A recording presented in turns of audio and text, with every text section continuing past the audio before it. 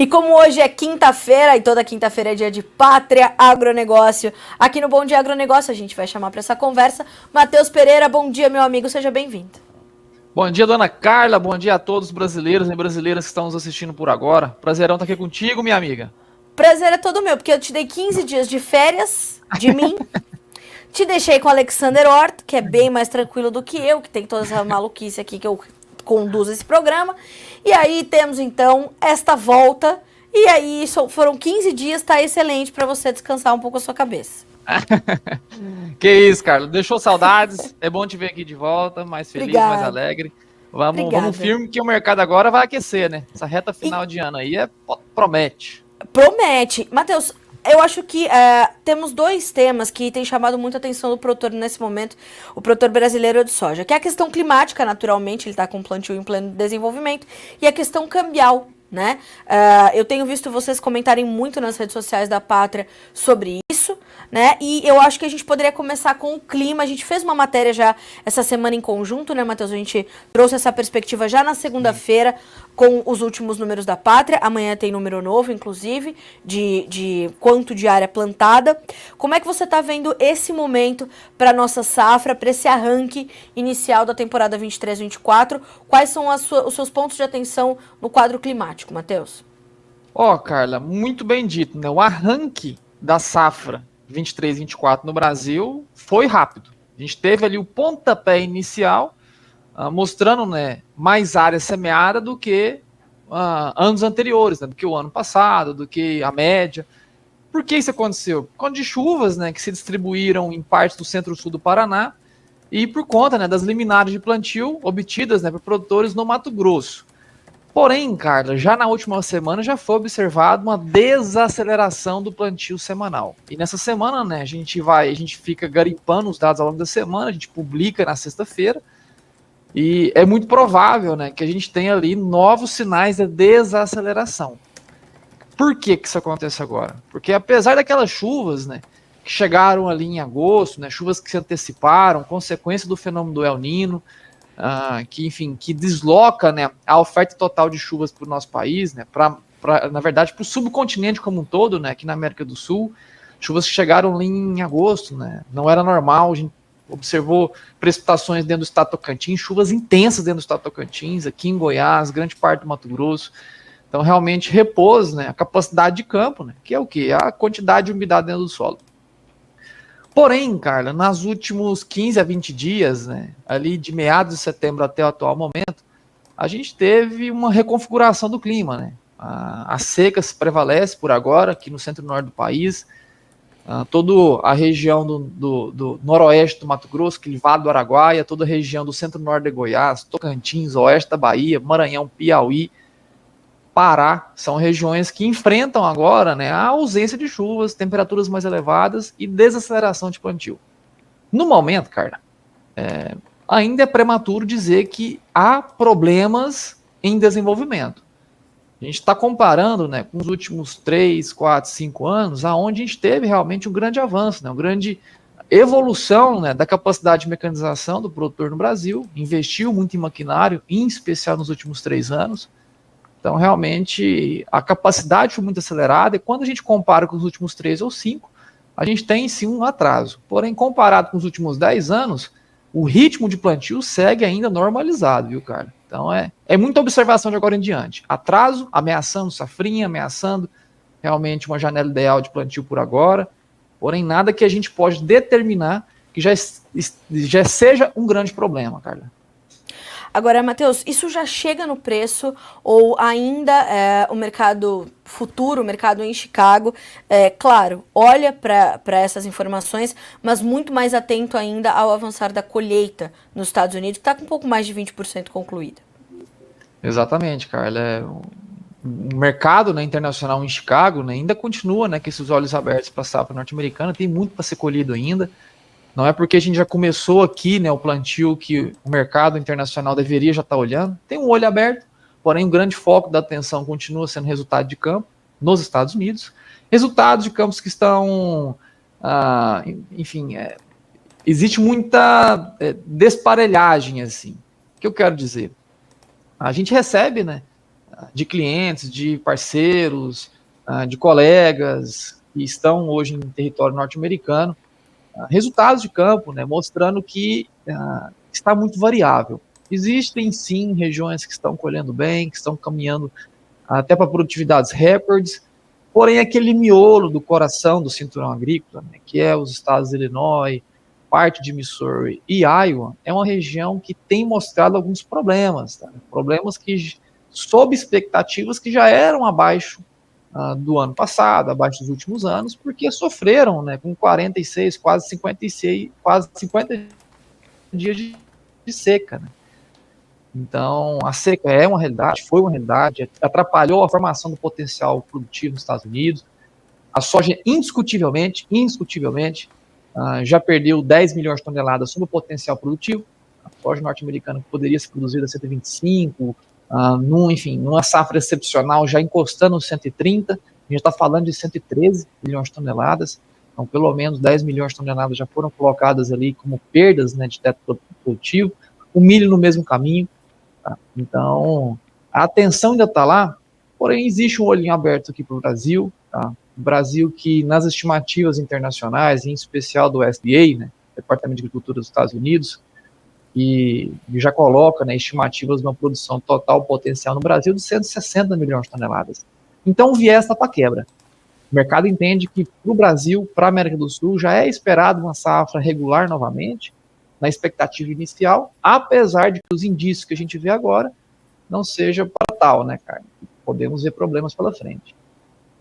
Matheus, quando a gente olha para esse cenário e o mercado dividido entre esses dois fundamentos que são muito importantes e é tradicional do mercado passar por esse cruzamento de informações agora, como é que fica o comportamento do produtor, que tem que ter atenção ao seu plantio e que tem que monitorar o mercado? Nesse meio tempo, a gente tem visto o dólar completamente volátil, mas numa tendência... ou num movimento muito importante de alta. Eu quero entender de ti se há uma tendência para esse movimento, se é uma tendência clara, se é algo pontual e como isso está influenciando na formação dos nossos preços aqui no Brasil. Muito bem, cara. O produtor rural ele tem que ficar atento, tá? Em especial por conta do volume médio de vendas, né, do produtor neste ano, que se assemelha ao ano passado. E assim como a gente viu, né, nessa última safra, agora em colheita em 2023, a falta das vendas futuras foi um dos problemas, né, que depreciaram os nossos prêmios, né, inchou demais o disponível, muita soja disponível para ser escoada em 23, e acabou, né, gerando uma pressão imensa, né, sobre os prêmios aqui no Brasil, que a gente não conseguiu ter capacidade de escoamento suficiente para realocar aquela soja disponível, não vendida, que saía do campo e entrava em linha de venda. Tá? Então, o volume de comercialização para a safra nova, ela segue naqueles ritmos de 23% a 27%, a média Brasil, que é baixo, quando comparada à média dos últimos 5 anos, que já ultrapassaríamos, né, no atual momento 35%, quase 40% em alguns anos, da safra já comercializada a futuro. E essa comercialização a futuro, ela faz o quê? Ela cria programação de quem compra. Cria programação de embarque, já faz a realocação de navios para a busca do produto aqui no Brasil, e cria um desafogo logístico. Quando a gente tem, né, essa ausência das vendas futuras, a gente acaba complicando, né, lá no processo de colheita, sob um cenário de safra regular, uma oferta cheia, a gente acaba complicando, né, o desengasgo, que é o quê? Tirar essa soja de dentro, colocar ela para fora do nosso país. Então, no atual momento, o produtor precisa sim ficar atento. Existem boas oportunidades sendo criadas, Carla, em especial, como você bem levantou, o dólar. Tá? Dólar que a gente sempre ressaltou, e, enfim, batemos muito nessa tecla de que a moeda dentro do Brasil nunca justificava, né, uma queda expressiva, não com essa baixa oferta do circulante dentro do nosso país, né, coisa que às vezes as pessoas que estão tentando levantar a bandeira da análise do mercado não conseguem entender, né, o que tem de circulação de moeda dentro do nosso país para justificar altas ou baixas. Né. 3, 4 meses atrás, quando a gente falava de dólar a 5,10, a gente era quase crucificado, jogava pedra para todo lado. Hoje em dia, enfim, todo mundo repete a mesma inclinação, né? Porque ficou óbvio que o Brasil ainda não é uma boa fonte de investimento. Primeiro, né, e talvez como principal motivo, a insegurança política, que gera o investidor de fora do país que saiu lá em 2020, até hoje não se realocou novamente em emergentes, né, como o caso do Brasil, um emergente talvez, dentre todos, né, o mais promissor, assim dizendo, porém uma gestão ainda política um pouco problemática, enfim, que gera ainda grandes insegurança a quem está de fora. E agora, somar tudo isso, né, escancarando realmente essa tendência de evadir moeda e não entrar em investimentos, tem essa descendência, né, a queda da taxa de juros no nosso país, que elimina, né, o apetite pelo que a gente chama aqui dentro da pátria de rentismo estrangeiro. O Brasil, antes de ser o maior exportador de soja, antes de ser um grande exportador de suco de laranja, café, milho, o principal produto exportado dentro do Brasil, nessas últimas 2 décadas, foram juros, não foram commodities. A gente sempre exportou, né, a atração de investidores em alocar recursos nossos juros, em títulos do nosso governo, que pagavam no passado 15%, sempre pagavam a média de 12%, chegou a pagar muito mais do que isso. E agora, recentemente, chegamos a bater próximo a 14%, realmente atraindo esse capital especulador que vinha investir na dívida do nosso governo, tendo como garantidor, né, desse crédito nosso próprio governo do Brasil, que apesar de problemático, é um governo que não tem esse histórico de inadimplência como tem ali nossos irmãos argentinos, que contraem dívidas e não pagam. Então, essa exportação de juros agora, com essa desaceleração, né, da Selic caindo, ela repele esse investidor que vê o risco político dentro do Brasil, vê a taxa de juros caindo e vê países, grandes economias europeias, norte-americanas, em processo de elevação de juros. Então, essas novas fontes, né, essas outras fontes de rentismo estrangeiro, elas se tornam mais atrativas que aqui no Brasil, que trazem insegurança e estão no processo de queda. Então, o produtor ele tem que estar atento, tá? O dólar está dando uma boa oportunidade, a gente vê, sim, sustentação do dólar naquele raio de conforto que a gente sempre bateu em cima de 4,80 a 5,10, é o raio de conforto baseado no quê? Na oferta de circulante no nosso país. Se soja está barata hoje, é porque sobrou soja no 23. Se tivesse faltado, como faltou ano passado, a gente estaria num processo inverso, com soja sempre empilhando novas altas. A mesma coisa é o dólar. Se sobra dólar dentro do Brasil, a gente tem o quê? Queda na moeda. Se falta, altas, como a gente está vendo por agora. Então, são oportunidades, sim, que estão sendo ofertadas ao produtor rural, que podem ser até intensificadas agora, com a problemática sendo criada com o clima aqui no Brasil. Agora, Matheus, como é que o produtor ele olha para isso tudo e como é que ele se comporta?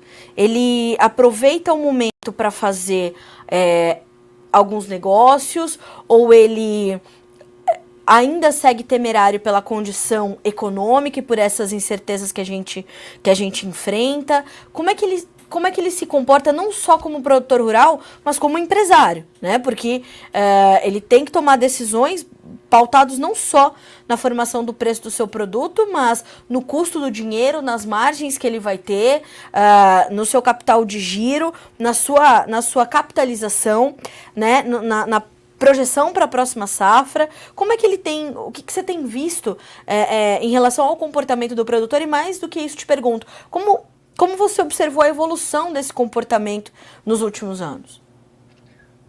Carla, é uma boa pergunta, né? E eu sempre faço esses parênteses rapidamente, né? Que eu entendo o outro lado da moeda. Eu também, antes de ser analista, sou produtor rural, né? Nascido e criado, família, enfim, toda na classe produtiva, né? A família sempre produziu soja, nunca fez nada na vida além disso. Então, o produtor, por nascença, assim, por natureza, ele é otimista. Tem que ser, né? É muito difícil a gente enterrar alguns milhões na terra e, enfim, não ser otimista, né? Não rezar a Deus para que a gente tenha uma boa safra no futuro. Então, é natural. O produtor hoje, ele ainda continua, né, a ver-se em avançar com as vendas. A gente tem realmente um baixo volume de interesse, né, de travas futuras.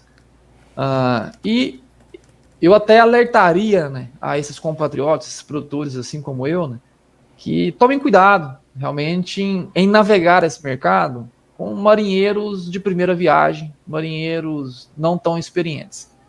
No atual momento, se a gente constrói, pessoal, um volume baixo de vendas futuras e a safra se desenvolve bem até a colheita de 2024, a gente vai ter problemas, assim como tivemos em 2023, que é preço de soja despencando em pleno processo de colheita no Brasil. O cenário é de uma safra saudável hoje em formação? Não. O que a gente tem no radar? Um El Niño, um potencial superfenômeno, ameaça climática em quase 17 milhões de hectares no centro-norte do Brasil. Porém, é clima.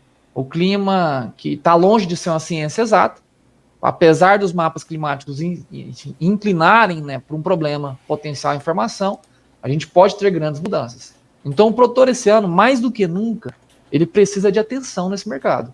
A safra 2023 já foi uma grande lástima, né, para o bolso do produtor. O que se capitalizaram em 2020, 2021, 2022. Em 2023, os prejuízos médios na classe produtiva talvez compensaram tudo o que ganhou no passado. Então, muito cuidado, porque é intolerável, né, para grande parte da classe produtiva um segundo ano consecutivo de prejuízos na atividade da soja. Então, realmente vai precisar de muita atenção agora. Eu sei que é complicado ter essa vida no campo, ter lá, enfim, destinar o seu dia a dia pro operacional, enfim, para cuidar dessas dezenas de funcionários, cuidar dessas centenas de decisões que têm que ser tomadas no dia a dia, mas tem que ficar de olho no mercado. Tá? Realmente precisa de muita atenção de agora em diante, porque vai precisar, né, de bons marujos ao teu lado para saber o momento certo de antecipar o movimento de quedas mais profundas ou saber pisar no freio nas vendas quando o mercado inclinar para novas altas. Por isso, talvez tenha a pátria do seu lado, meu caro. Matheus, o Leandro Verli, de Sorriso, Mato Grosso, da Fazenda Pirapote, pergunta: essa transição Laninha e El Niño ainda pode nos trazer mais algumas surpresas? Acho que parcialmente você já trouxe essa resposta. A gente está falando de uma possível ameaça climática a 17 milhões de hectares no centro-norte do Brasil, principal região produtora. Quer dizer, todos os sinais de alerta estão ligados agora, né?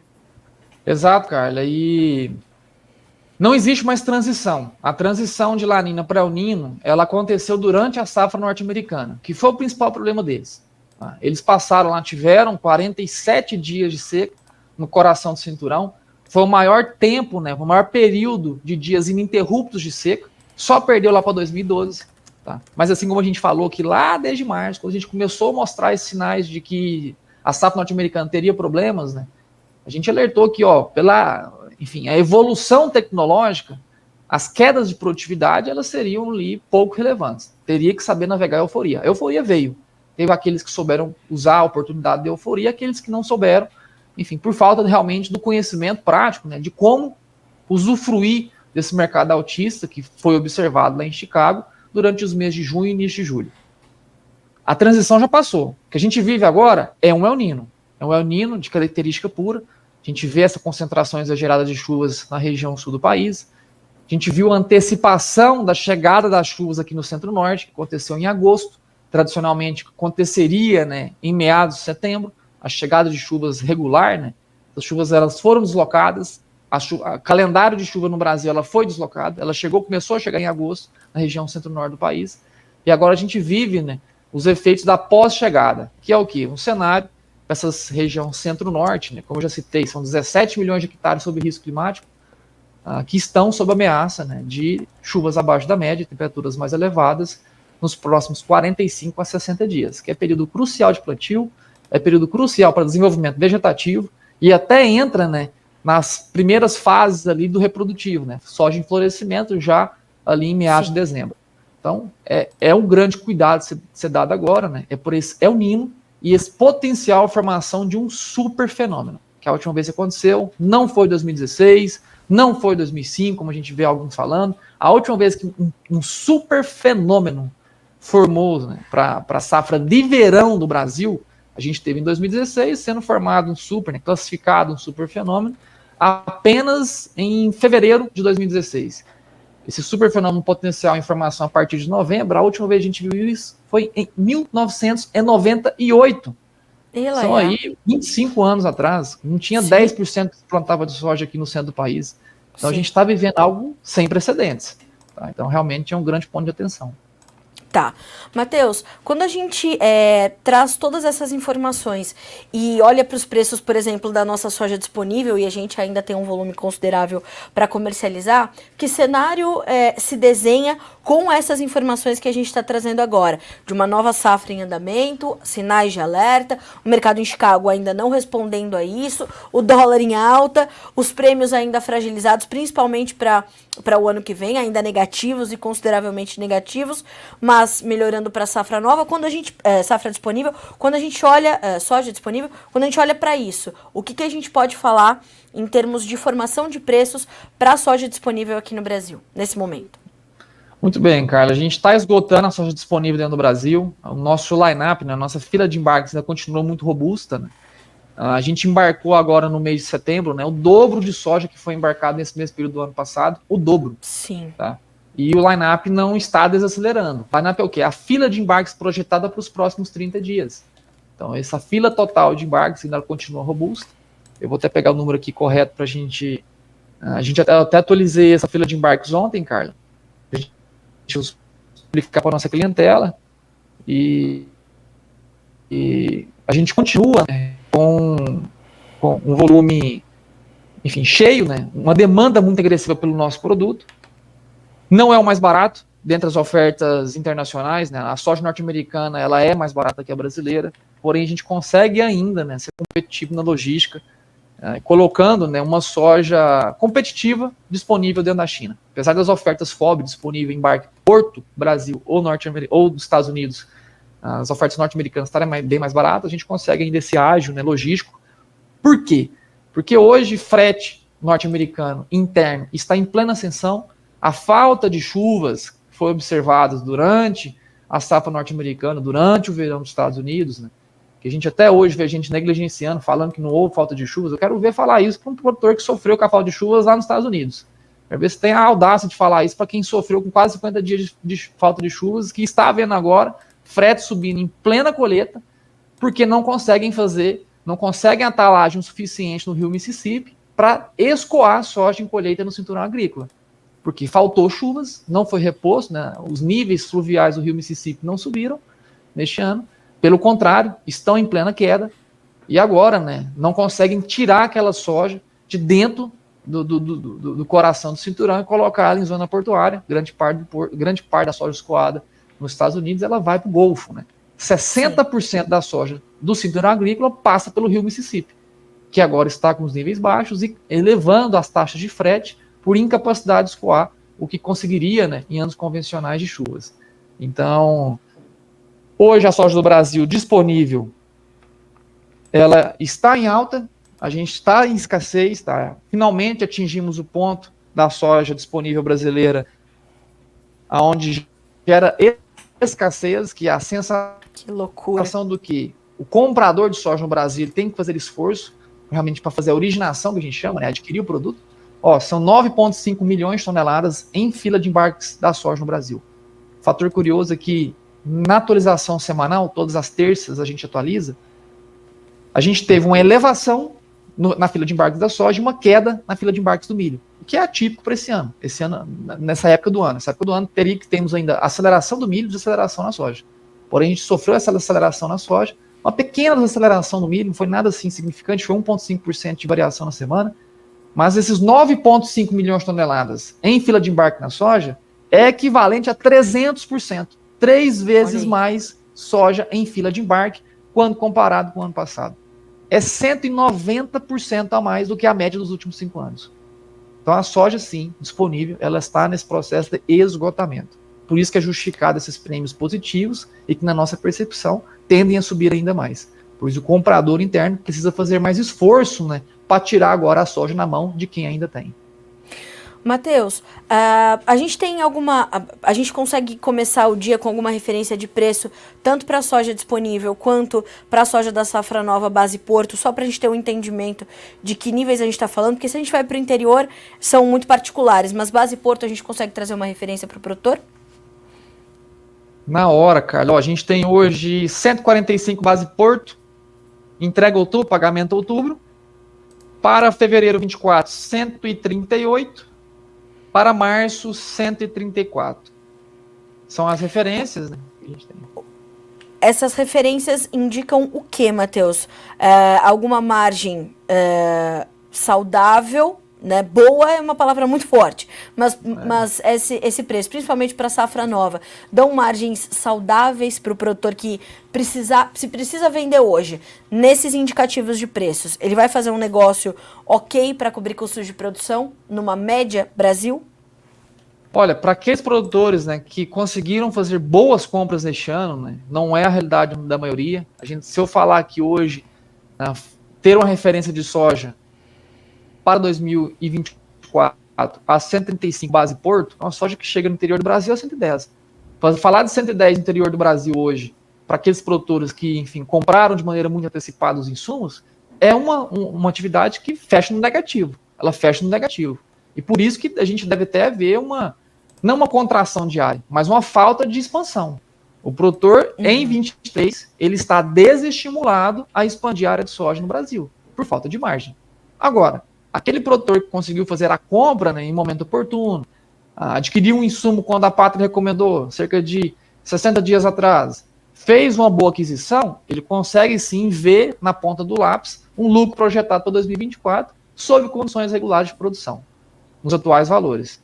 Tá? Então, esse ano, Carlos, a gente não consegue fazer essa generalização, pois o preço de insumo ele foi muito volátil ao longo do ano. A gente teve preço de insumo que chegou a cair 40% somente no primeiro semestre deste ano.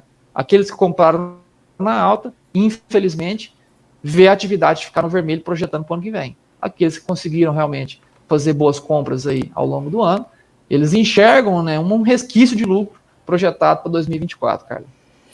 Eu te pergunto isso porque a pergunta do Fabrício Rosa, obrigada, viu, Fabrício, mais uma vez pela audiência e pelo prestígio.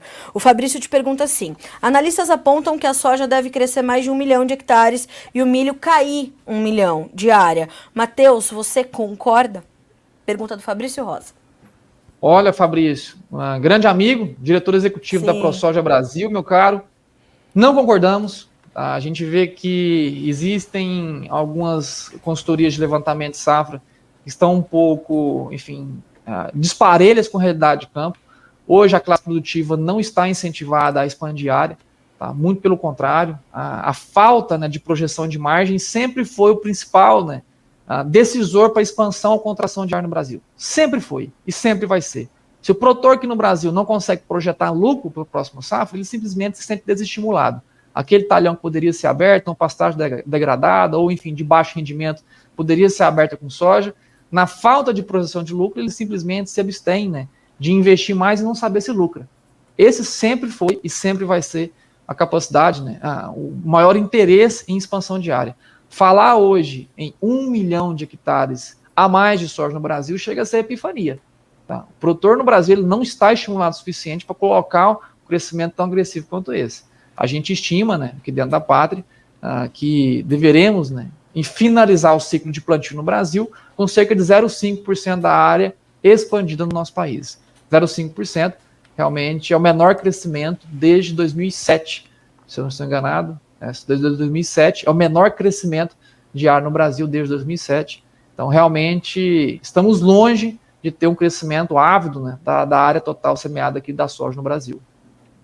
Matheus, a gente fala bastante sobre a soja, mas o Paulo César Carvalho faz uma pergunta muito pertinente e eu tenho recebido muitas perguntas em torno disso aqui no Bom Dia Agro, que é a questão do mercado de milho. Ele diz assim, Paulo César Carvalho: a tendência de milho verão subir, tô bem desanimado com os custos altos. Que momento é esse para o mercado de milho, Matheus?